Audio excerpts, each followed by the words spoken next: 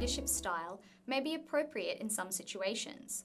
We asked leaders in development for their thoughts on when this approach might be useful. I think, in my experience, this kind of directive leadership style is you have to practice it quite often, and I would say almost on a daily basis. No matter, it doesn't matter if it's a small project or a larger project. And I think everyone on the team should have an opportunity to do that, to make some decisions. And that's why for a leader, it's important to understand that and give ownership to various team members over specific tasks. No matter what position you hold within the organization, practicing that directive leadership style allows you to gain that experience for future, so that when you are in a position of a leader, then you have some experience doing so and making decisions. And again, I think because often there's not enough time to go through an extensive process of obtaining feedback from everyone, making sure that everyone is on the same page. Sometimes those decisions have to be made quickly. This is where the trust is involved, that if a team has built an environment of trust, and so then anyone who's making an executive decision, then team members can trust that that was the best decision made at the time. Normally speaking, I would not see myself as a directive leader, but there are a number of situations where you simply have to be, because if you're not, then the whole objective of what you're trying to do might fail. And if I could use an example where I commonly use directive leadership, is when we're mobilising a new program in a country. This can be quite a chaotic time, because you're trying to establish, you're trying to get all your registrations in place, you're quickly trying to hire people who haven't worked together as a team. You may have senior people on your team that have come together for a tender that have never worked together, and then throw that all together, possibly with a little bit of complexity on the side of the Government of Australia's policies and the Government of whatever country's policies, so not a really clear direction for what you need to be doing, then there's fairly quickly chaos. And so, I've been through quite a number of mobilisations where I've simply had to step in and systematically be directing the teams to be dealing with one problem after another, taking, leadership teams that don't work effectively together, pull them together, sometimes change people in the team, because you could have the 3 smartest people in the world, but if they can't actually form a team and work well together, then they can never be an effective leadership team for a program.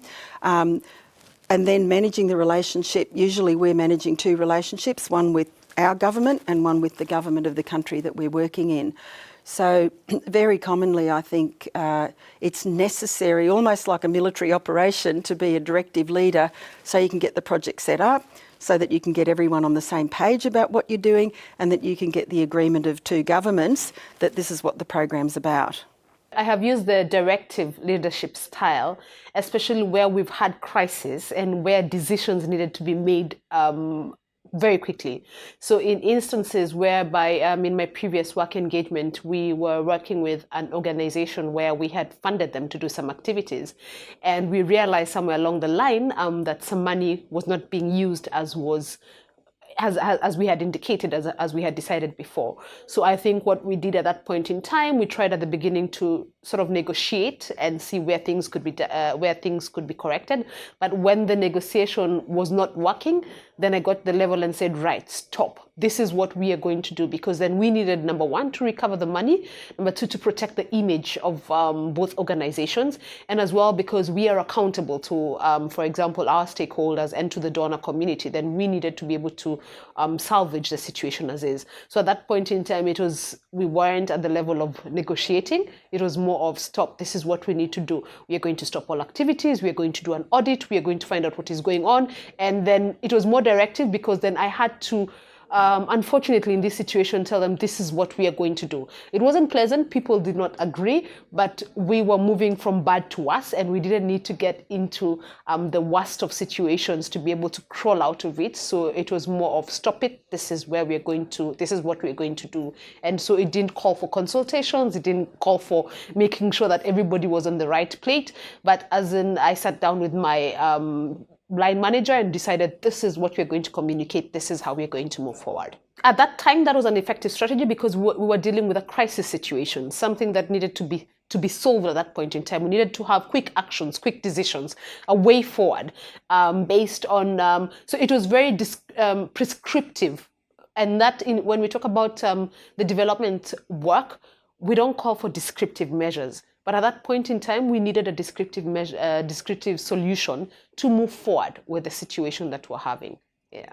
So I would say, just as you've said, for example, when you have crisis situations, when you have humanitarian kind of situations, they could call for that style of leadership, but we did find that it helped us move forward. It helped us find the loopholes and seal those loopholes and move forward in terms of this is what needed to be done. I believe that directive leadership, for all its notorious reputation, still has to offer something in some specific situations. So in project management, what I find, and many researchers also agree, that there are three key challenges. One is the time, one is the specifications, and the third one is budget. You are always kind of juggling these three in any project. I believe that managing budget and managing specifications are far more easier because you can always readjust the budget. You can always take permission and change the specifications a bit. But if a day is gone, it's gone. You're not getting it back.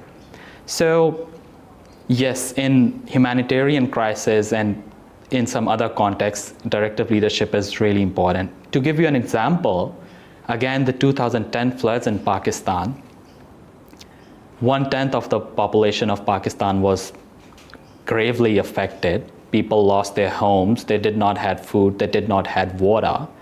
And we had to make sure that, let's just say, food or water reaches them within 24 hours, 48 hours.